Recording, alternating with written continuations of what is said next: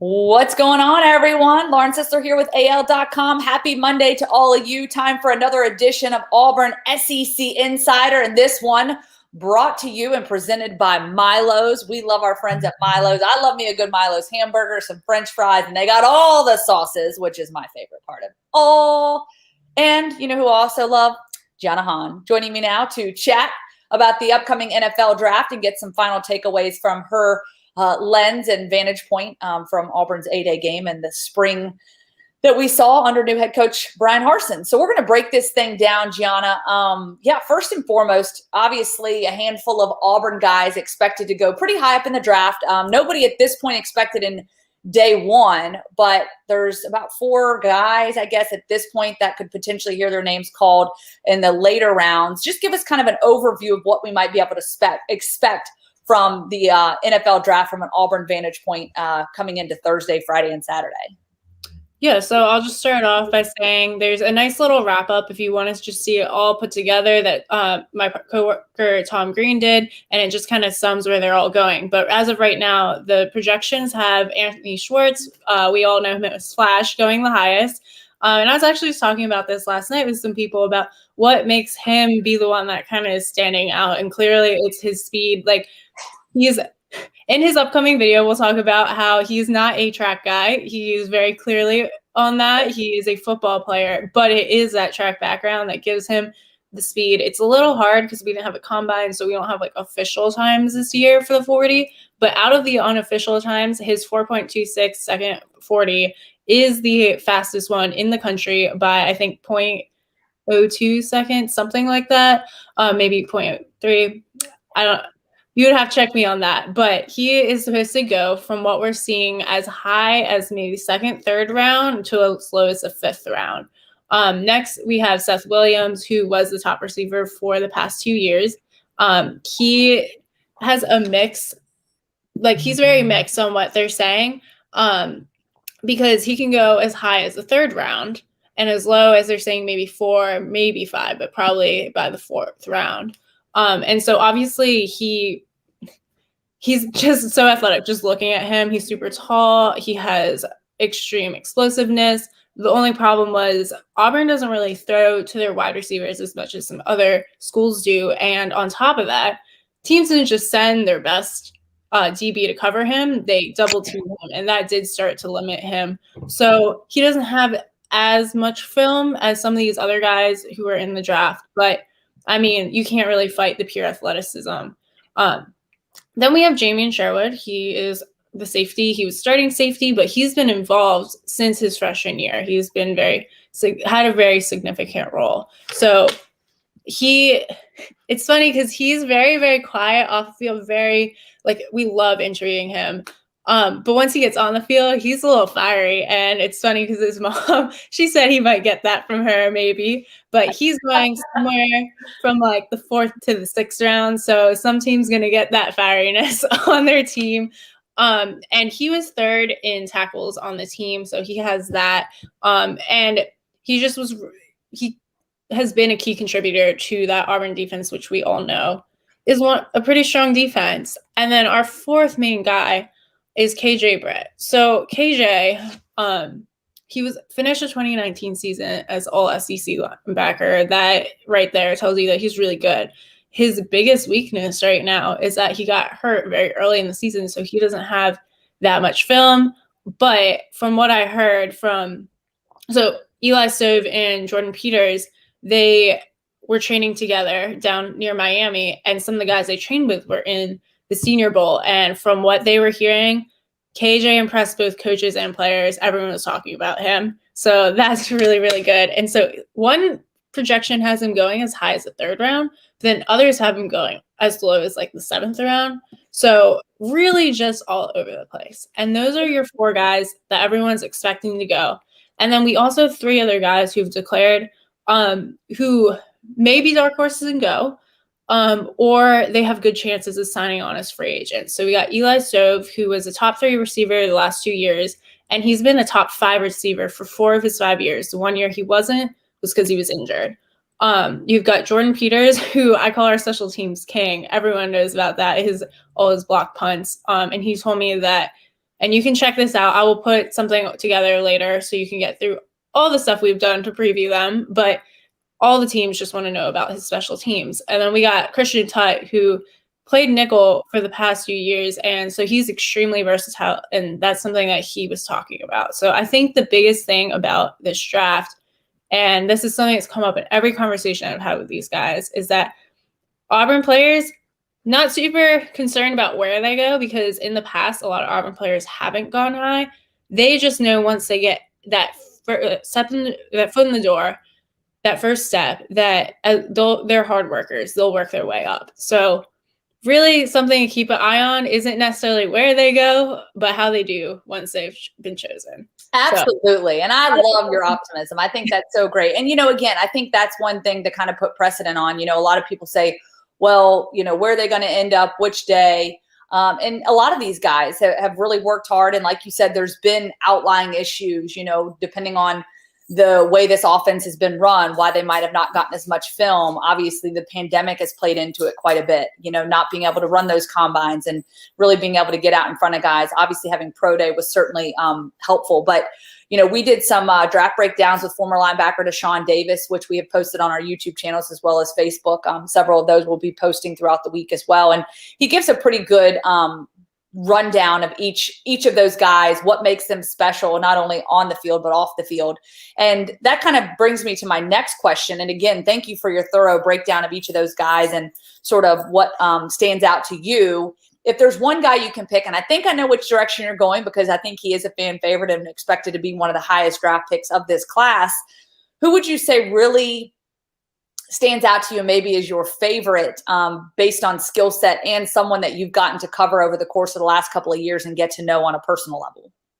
So I have gotten to know a few of these guys, and they're all really great guys, but I'm very biased. I'm going to have to say Anthony Schwartz, just because we're doing this Road to the Pros series on him. If you haven't caught it, definitely check it out.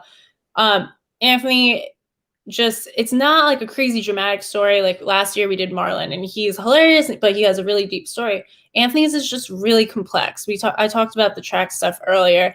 I mean, there are guys who have played multiple sports, but how many guys have stood out on the football field and been an Olympian? Or not Olympian, a guy who could expect to be an Olympian. This kid set a world youth record, and he almost broke the record even more, but there's just some complicated things that we won't go into right now, but he was just like a little bit too old by just like a tiny bit. But that speed is insane. Some of my friends who cover the NFL have texted me and they're like, okay, do we really think he's a 4.26 guy? And I'm like, oh, he's easily a 4.26 guy. Like, he could run under that. We all know it. So if you've actually seen him run here, and he is like, I think a lot of the guys, like I said, everyone I've talked to has been great, because they're all like, they are really hard workers. They're down to earth. And he is exactly like that as well. It's funny because a little bit, sometimes he can come off as kind of cocky, but it comes from the fact that he knows he is the fastest player. Like, it's just pure confidence, because it's just a fact to him. And so that's like, it's a very interesting combination of like this very quiet confidence, because he is very quiet. And there's just nothing, you can't even compare. I mean, Henry Ruggs, they're talking about him last year, super fast. I think Flash is next level. So yeah, definitely. And Cody Cater writes in here asking if you might have missed it earlier. I think Anthony Schwartz, there's a couple different projections and predictions, and it's kind of interesting because you get a lot of predictions that kind of go all over the map here. But Anthony Schwartz being one of those guys expected as potentially as high as round 2, the 59th overall pick to the Browns, is one mock draft has him on ESPN, as Tom Green noted there, and then round 4 and 5, also another landing spot. So certainly I have high expectations, Cody, for him to get picked up in, day 2, if not day 3. Will be interesting to see. But that Road to the Pros video series certainly been tremendous. I know you've been a contributing factor in that with some of the animations and different things you've done to really help out. So I love that part of it. And of course, I know you posted your article recently, and on Wednesday, episode 3 will come out from Anthony Schwartz. So it is so cool to see that series produced by Wes Seiner, another colleague of ours, just to see those guys on a different level and to just sort of get to know what drives them and what has led them down this path. Okay, so that's the, I guess, exiting Auburn Tigers. What about the guys that are going to be playing on the field in 2021? As we wrap up, I just want to get your thoughts on maybe expectations for this team and sort of what were your biggest key takeaways from spring camp and then obviously A-Day. I know that you were at that game as well, and just kind of the culture that Coach Harsin is breeding right now. Yeah, so expectations are a little hard based on A-Day just because you didn't even have your first team going against your first team. You had your first team offense going against your second team defense and vice versa. So it's always a little bit hard, but this is kind of convoluted. But the way what I got out of from that was that this first team defense is way ahead of the first team offense because obviously both dominated, but the first team defense dominated the second team defense more than the first team offense dominated the second team defense, if you look at it. Sorry, that's very twisty and turning, but basically, like, the first team defense just shut down. Like, the second team offense did not do anything, really, because they got so many young guys, even on their first team. So the second team's even younger, even less experienced, whereas the defense is returning a lot more people with starting experience or even guys who weren't starters but have a lot of like game experience, real life experience, versus the second team defense. While they got beat by the first team offense, they did well. I mean, you had Kamal Haddon. That's one of the guys that everyone's like, look out for. And he had big play. He had a forced fumble and just there were some really, really good plays there. So that's also to be expected, not just because of the way offense and defense work, but also Auburn's just kind of always been that way.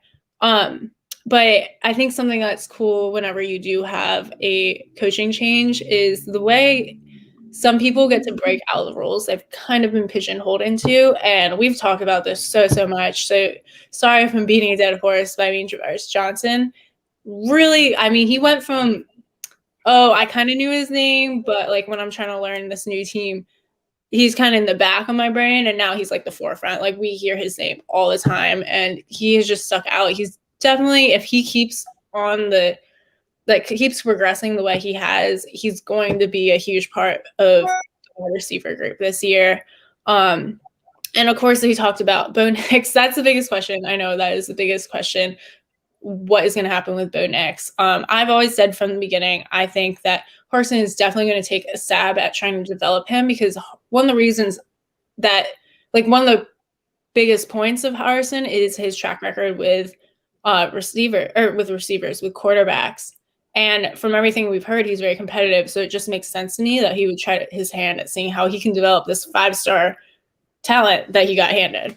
And so from what we've heard, he has all the tools he needs. Bo Nix has all the tools he needs. Harsin's very impressed with that, but he was very clear it comes down to his decision-making.